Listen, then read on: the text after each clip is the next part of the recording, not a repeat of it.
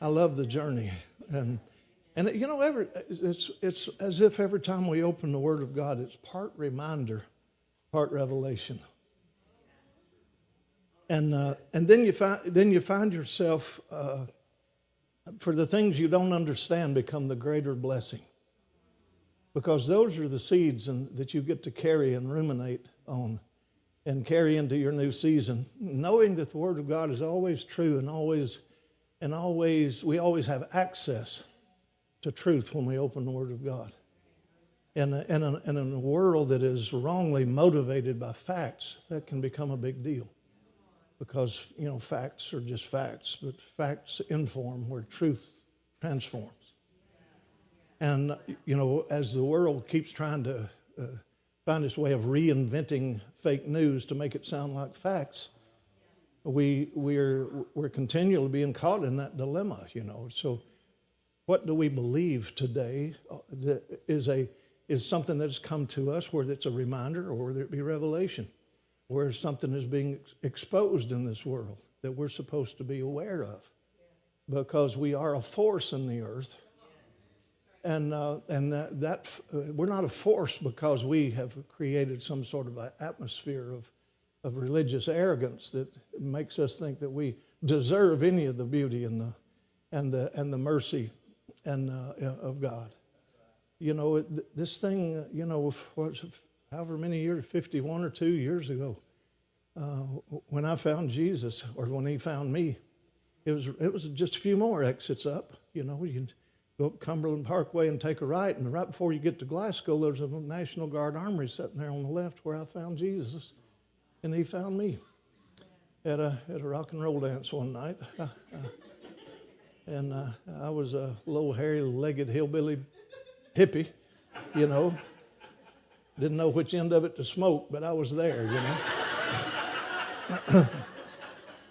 And but there I went out.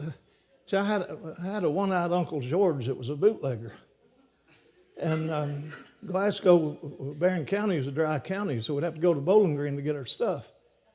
And so every week he'd go down to Bowling Green and get a load and bring it to me, and then I would take orders during the week, and then come dance. The rock and roll thing, it would happen out at the Armory. It was a band called Buster Brown Blues Band. Great guys. Killer players. And some of the folks that were there that night, I got saved. I'm still in touch with. Like some of the headhunters and those guys, Kentucky headhunters. Greg Martin and all those guys. We were all there that night. And this friend of mine was telling people something.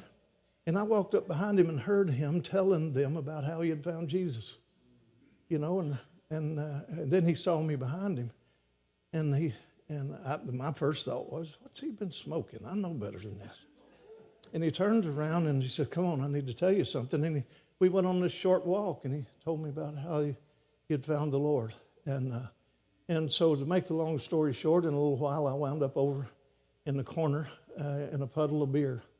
I prayed my first prayer, and in the middle of a song called Inagata de Villa.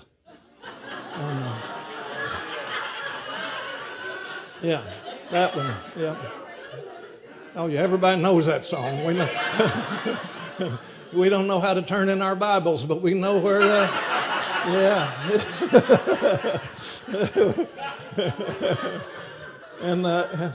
And Steve Holmes was this killer drummer that could just, everybody would go just to hear Steve Holmes play drums, he was one of those kind of guys.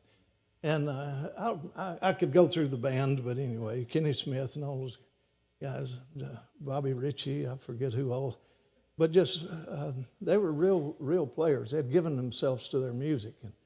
And we had a bunch of them up there, Sam Bush and all those guys, the Newgrass Revival, and they used to have Battle of the Bands, not on purpose, across the field out there by the creek. Because the Kentucky Headhunters, which is a bunch of old dinosaur stomping rock and roll rowdy boys, they project that image of really rowdy, but they're great guys, and they love the Lord. But then across the creek down there was an old house. It's two old houses. And one house was the Headhunters, and one house was Newgrass Revival. When they were opening for Jethro Tull and all that, playing about an 8 on the Richter scale with bluegrass music, Yeah, I mean, there's groundhogs up there that still won't come out of the hole. It's become a groundhog mausoleum up there. We'll never see them again. And so, but what you have are these. But what we realize that we live in a world where there are even then, there were subcultures born out of callings.